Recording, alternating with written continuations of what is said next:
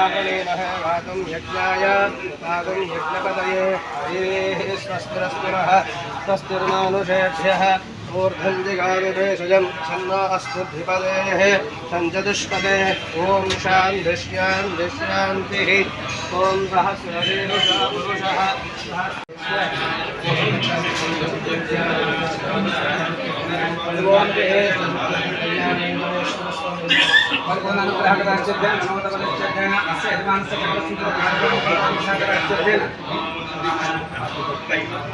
मनोचिंत सकल कार्यान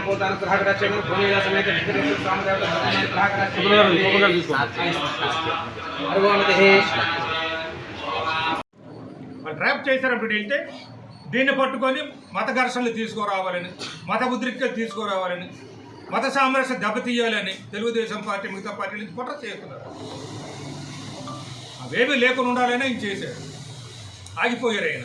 అది గొప్ప మనిషికి నిదర్శనం. జగన్ యొక్క గొప్ప మనిషి. అందువల్ల ఈరోజు మేమందరం కూడా ప్రతి అన్ని మండలాల్లో కూడా పూజ చేశాం. చంద్రబాబు నాయుడు గారు ఏదైతే చేశారో దాన్ని పాప పరిహారం కోసం అన్నమాట. చంద్రబాబు నాయుడు గారు చేసిన తప్పును ఆయన పరిచ్ఛేదం చేసుకోమని ఆయన చేసుకోవడం లేదు. ఆయన ఏదంటున్నారో లోకేష్ అదే అనేస్తుంది. ఆయన ఏదంటున్నారో కేసు ఆర్థిక శాఖ మంత్రి అదే అంటారు. వీరేదంటున్నారో పవన్ కళ్యాణ్ ఏదంటారు. నిజాలు నిగ్గు తేల్చమంటాం. ఈరోజు కూడా మేము వద్దడం లేదు. ఆ నిజాలు నిగ్గు తేల్చడం ఎలా తేల్చాలి? సుప్రీంకోర్టు న్యాయమూర్తి చేత కానీ, హైకోర్టు న్యాయమూర్తి చేత కానీ సిబిఐకి అప్పు చెప్పి ఆయన పర్యవేక్షణలో, సుప్రీంకోర్టు న్యాయమూర్తి పర్యవేక్షణలో సిబిఐ దర్యాప్తు చేయాలి. హైకోర్టు న్యాయమూర్తి పర్యవేక్షణలో సిబిఐ దర్యాప్తు చేయాలి. అప్పుడు నిజాలు నిగ్గు తేలుతాయి. అంతేకాని షిఫ్ట్ వల్ల జరగదు, అనవసరం అది. కాబట్టి గౌరవ న్యాయస్థానంలో ఇప్పుడు కేసులు ఉన్నాయి కాబట్టి. నమస్కారం.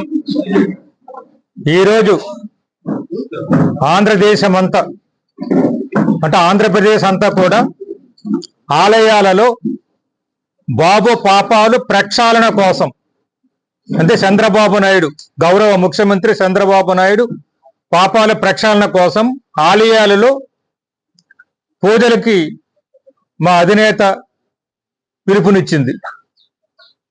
మా అధినాయకుడు పిలుపునిచ్చారు కాబట్టి మా పార్టీ పిలుపునిచ్చింది. ప్రజలు, హిందూ భక్తులు అందరూ కూడా మనకు అందుబాటులో ఉన్న ఆలయాలకు వెళ్ళి ప్రార్థనలు చెయ్యండి, పూజలు చెయ్యండి. ఎందుకంటే గౌరవ ముఖ్యమంత్రి చంద్రబాబు నాయుడు గారు చేసిన తప్పులు కావచ్చు, పాపాలు కావచ్చు, ఇవన్నీ కూడా పరిహారం లభించాలి.